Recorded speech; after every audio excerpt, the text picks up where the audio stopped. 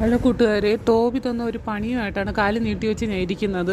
കാരണം ടോബി ചങ്ങല കൊണ്ട് ചുറ്റി വരിഞ്ഞു മുറുകി ഫുഡ് കൊടുക്കാൻ നേരത്താണ് അവന് സന്തോഷം കൊണ്ട് അവൻ സ്നേഹപ്രകടനം കാണിച്ചതാണ്. പക്ഷേ എനിക്ക് കാര്യമായിട്ട് പണി കിട്ടി. നല്ല നീരുമുണ്ട്, കരിനീലിച്ച് കിടപ്പുണ്ട്, നല്ല പെയിനും ഉണ്ട്. ചേട്ടൻ കാലിൽ മരുന്നിട്ട് വരുന്നുണ്ട്. എന്നിട്ട് എന്നോട് വഴക്കും പറയണുണ്ട്, നീ എന്തിനു ഫുഡ് അടുത്ത് കൊണ്ട് കൊടുത്തത്, ദൂരെ നിന്ന് കൊടുത്താൽ പോരായിരുന്നോ, ദൂരെ നിന്ന് ഒരു തവി വെച്ച് കൊടുത്താൽ പോരായിരുന്നു. അവൻ്റെ അടുത്ത് പോകുമെങ്കിൽ അവൻ ഭയങ്കര സ്നേഹപ്രകടനമാണ്. കാരണം എൻ്റെ അടുത്ത് മാത്രമല്ല, കുഞ്ഞുങ്ങളുടെ അടുത്ത്, ചേട്ടൻ്റെ അടുത്ത് എല്ലായിടത്തും ഭയങ്കര സ്നേഹമാണ് ടോബിക്ക്. ചോട്ട് ഞങ്ങളുടെ അല്ല, ഹൗസ് ഓണറുടെ പട്ടിയാണ്.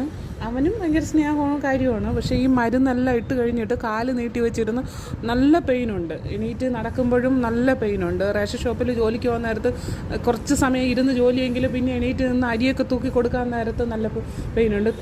തുള്ളിക്കളിക്കുന്ന കുഞ്ഞു പുഴുവാണ് ടോബി.